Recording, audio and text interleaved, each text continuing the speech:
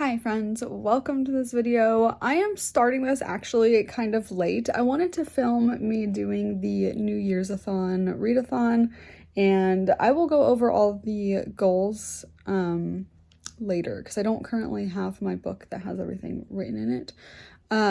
But I just finished reading The Appeal, which I actually thought was really interesting. Basically, you are looking at the perspective of like law students, and they're going through all these files. It's mostly emails, and then you're seeing like text messages, newspaper articles, things like that, and they're trying to piece together who murdered somebody. So you don't actually get to the murder until really late in the book because they're being shown all of the pre-existing stuff, all the stuff that happened before the murder leading up to it, so that you can kind of try to figure out who did it.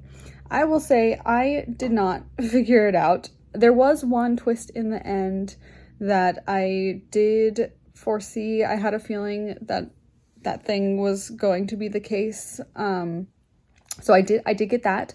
I did enjoy the book. I gave it 4 stars.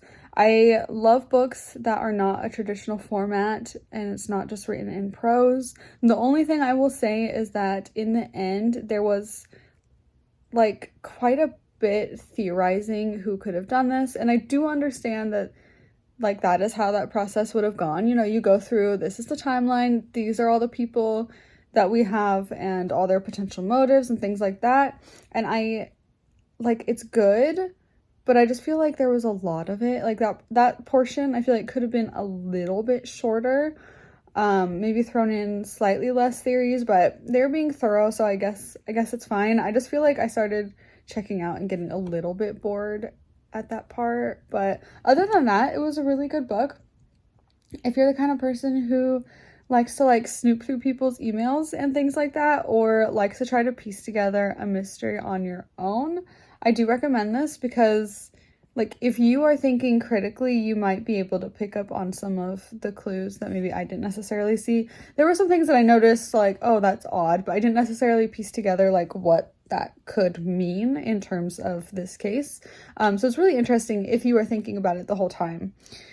But yeah, the next book that I'm working on reading is Where the Crawdads Sing. Sorry, I don't know what's happening to my voice. Okay, sorry, my voice is back. The Crawdads Sing is another book that I'm working on right now. I am about halfway through the audiobook. I'm really enjoying it right now. Some people say that it's really slow, but I feel like it's just a really like atmospheric book, and I love that. That is very much me. So one of the goals in this readathon is to read a gifted book. So this is going to cover that. This book was gifted. I got it from my grandma for Christmas. So good for me for reading a book so quickly after actually getting it. Another criteria is to read a book with gold or yellow on the cover, and Where the Crawdads Sing, I have an edition that has gold along the edges. I'll show you that later. And then there was another goal to read a book that starts with N. So I've actually already finished reading Number the Stars. I read it as an audiobook, so it was only 3 hours long. It's super short. It's technically a kid's book, and I think I read it in like 6th grade or something.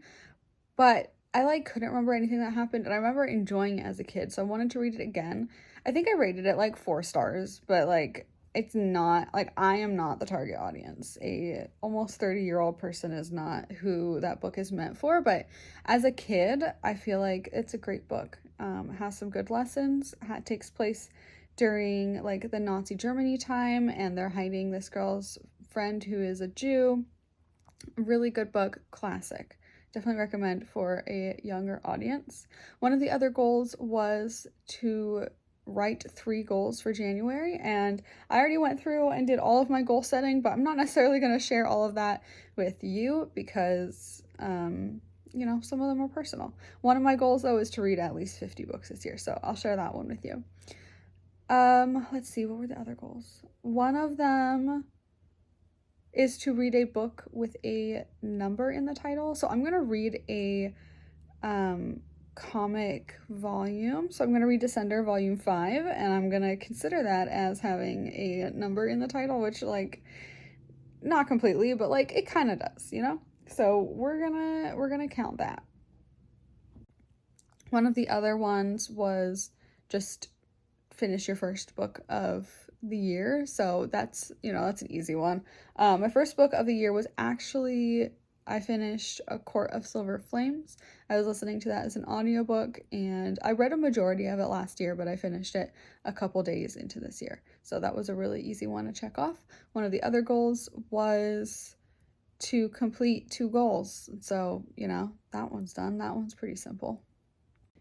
This is my copy of Where the Crawdads Sing. So it's got this nice like gold around the cover.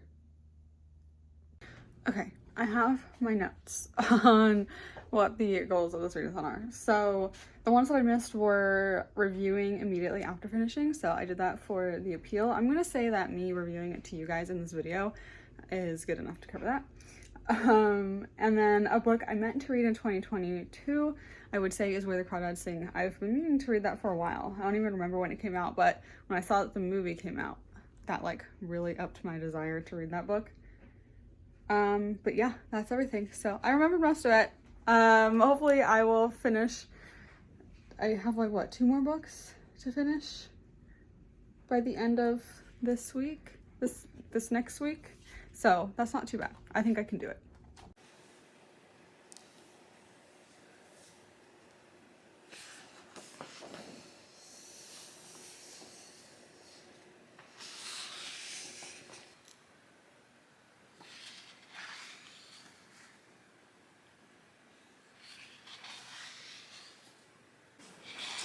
All right, I just want to give a little update on this readathon. So yesterday I finished reading Descender Volume 5, so that covers my prompt to read a book with a number in the title. I feel like it's kind of cheating because I'm saying Volume 5, but like it says it on the cover there, so we're gonna pretend that it works.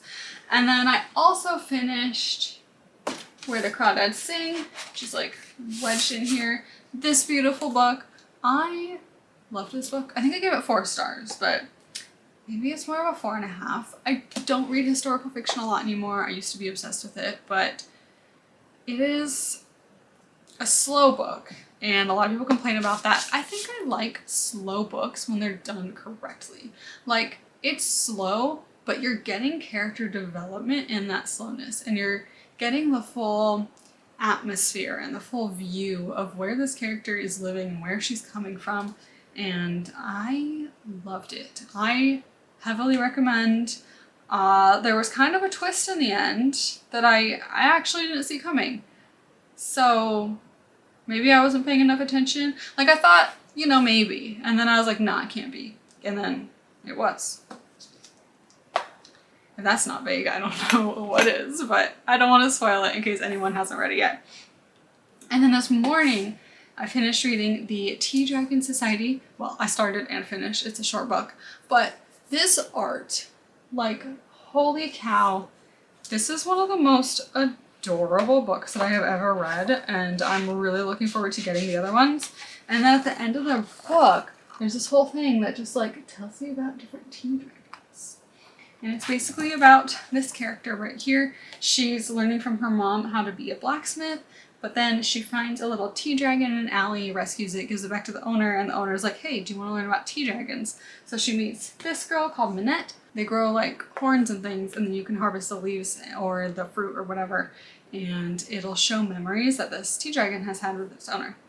So it's really cute. Also, the art style is adorable. So both of these kind of fulfill my, well, not my goal, the Newyearsathon reading goal of reading a book with yellow or gold on the cover. So I've actually hit all of the goals, but I'm going to continue vlogging through the end of, I think, this week, just to see if I can finish any more books.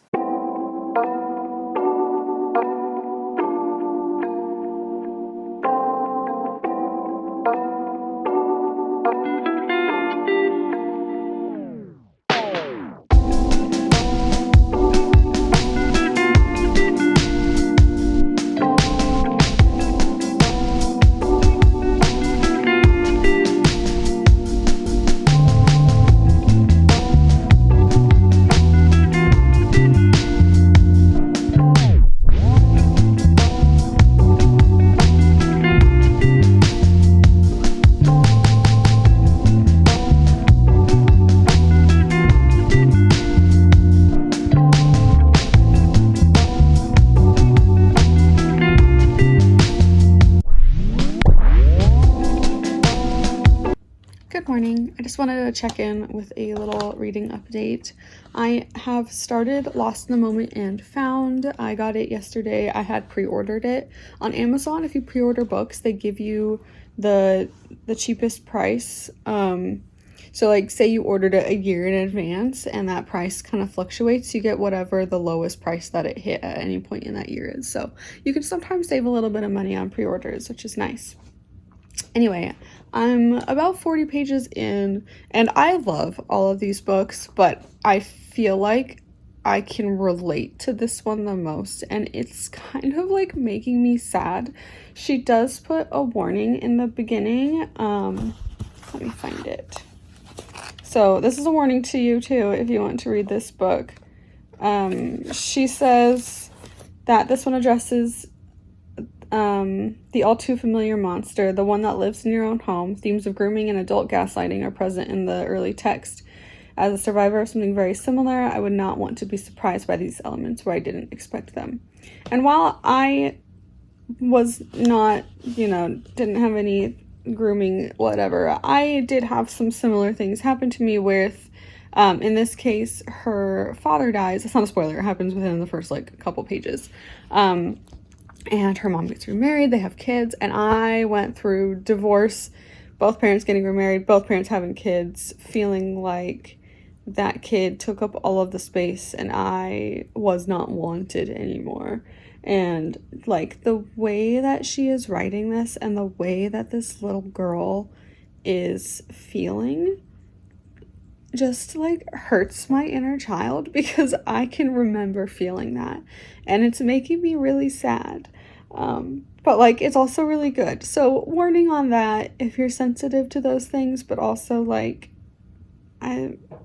it's good. It's relatable to me anyway. Obviously not to everybody, but yeah, I'm going to continue my reading for a little bit before I have to go to work. Hey, I just wanted to give a little update.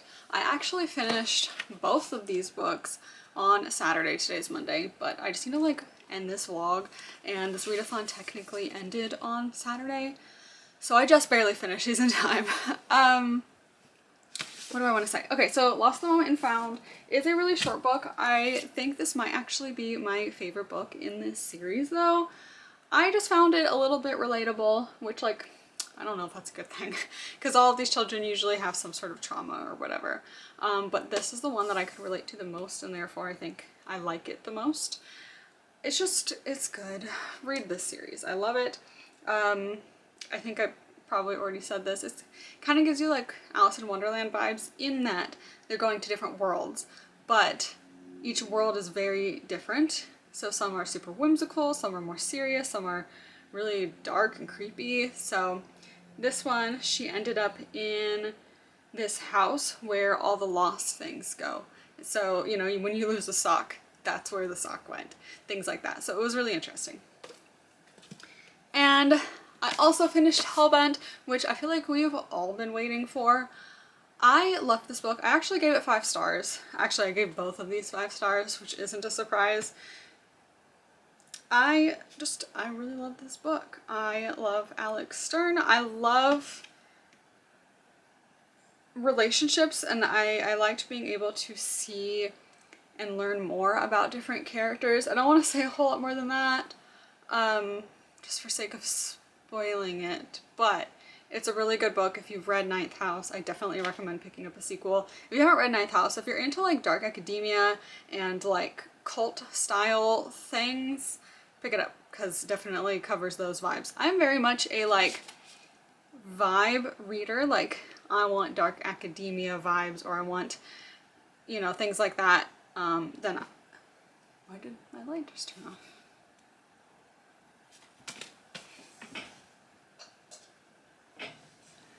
I don't know what just happened there. But I'm very much a vibe. This is dark academia, stuff like that, versus a super light, fluffy. It is definitely very dark and kind of heavy at times, but I loved it. Anyway, I'm gonna finish this video there. I think I read what, 8 books in this last 2 weeks? That's a lot of books for me. I Don't ever read that fast. But being able to listen to audiobooks at the same time as like reading physically, and I've been waking up early every morning to read at least 20-30 minutes before I go to work. I might do a vlog just around that idea, around me waking up at 5 a.m. every morning. So stay tuned for that. But yeah, it's definitely helped me read a lot more, so I'm hoping to be able to continue doing that throughout this year so that I can meet all my reading goals. Anyway, I'll see you guys in the next one. Make sure to like, comment, and subscribe. Bye!